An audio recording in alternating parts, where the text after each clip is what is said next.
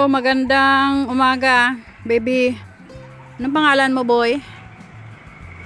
Ano pangalan mo? So, dito tayo sa bahay na sa Purok Bonifacio dito na nabilong.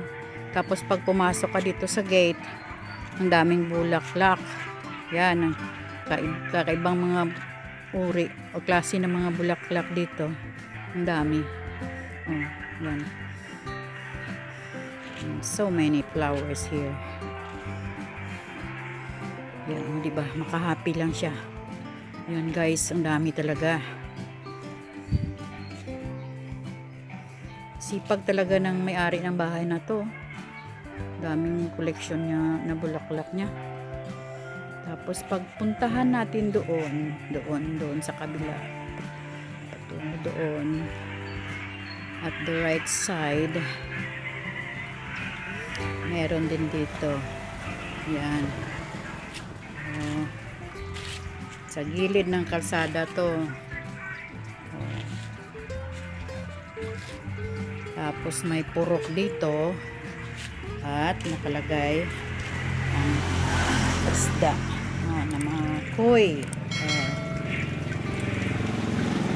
Ito guys, si koi puti ito.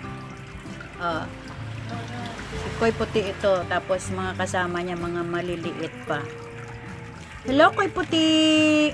Hello! How are you? Okay lang! Wow! Mas masaya pala dito. Kasi noon, doon ako nakatira sa Davao. Doon sa Crocodile Farm. Marami akong kasama doon. Pero naguluhan ako doon. Ang dami-dami kasi namin. Tapos, palagi kami iniistorbo ng mga bata doon. So, nung dinala ako ni Lola Mamang dito sa probinsya, ang saya-saya ko na.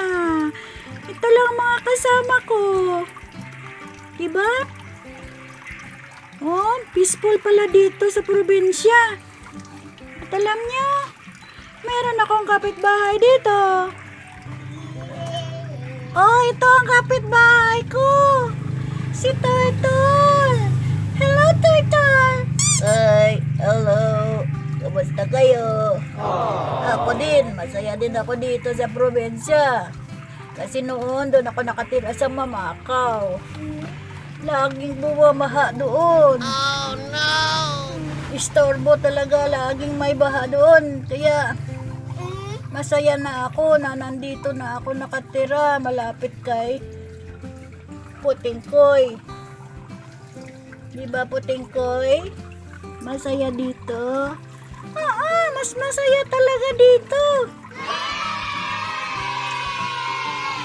Hello, Turtle! Nakakain ka na, Turtle?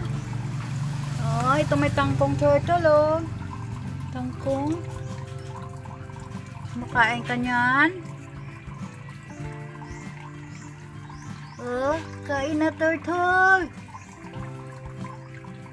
Uy, mahihain talaga ito si Turtle. Ayaw pa niya, oh. Hindi pa siya nagugutom. Hindi pa nagugutom si Turtle.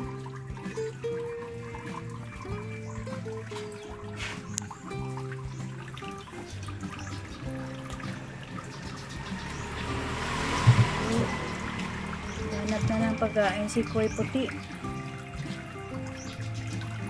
Hello, Koi Puti! Laki-laki mo na.